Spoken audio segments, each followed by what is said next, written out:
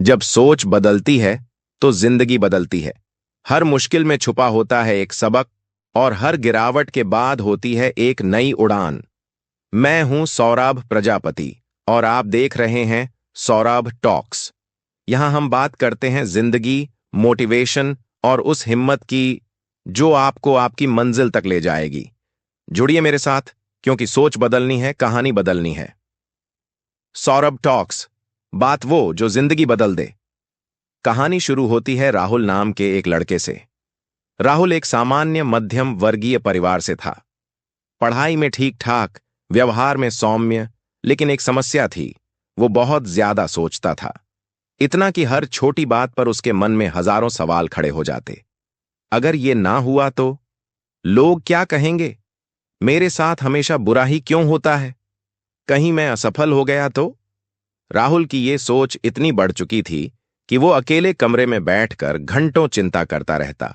हर वक्त डर बना रहता कि भविष्य में कुछ गलत हो जाएगा। न ठीक से सो पाता, न किसी से खुलकर बात कर पाता।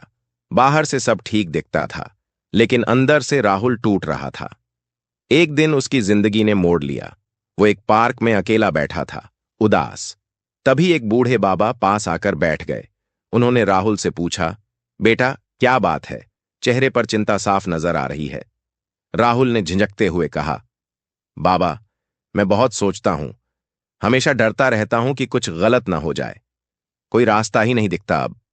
बाबा मुस्कुराए और बोले, बेटा, एक कहानी सुनाता हूं, शायद समझ आ जाए।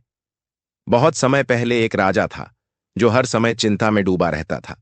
उसे लगता था कि कोई उसे धोखा देगा, युद्ध हार जाएगा, प्रजा बगावत कर देगी। उसने राज्य के सबसे बुद्धिमान साधु को बुलाया और पूछा, मुझे बताओ, मैं चिंता से कैसे मुक्त हो सकता हूं? साधु ने मुस्कुराते हुए कहा, राजा, एक काम करो, कल सुबह उठते ही अपने सारे डर और चिंता एक कागज पर लिख लेना और फिर उसे जलाकर बहा देना।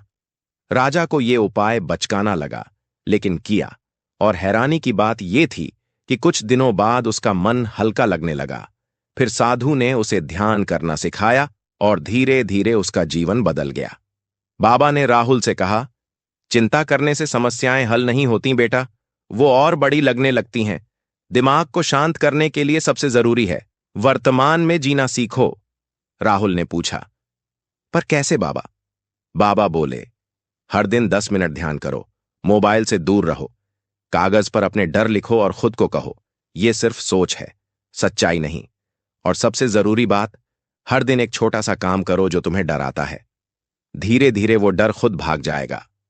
राहुल ने बाबा की बातें मानी। शुरुआत में मुश्किल हुआ, लेकिन धीरे धीरे वो बेहतर महसूस करने लगा।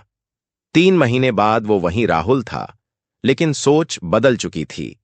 अब वो डर को देखकर भागता नहीं था, सामना करता था।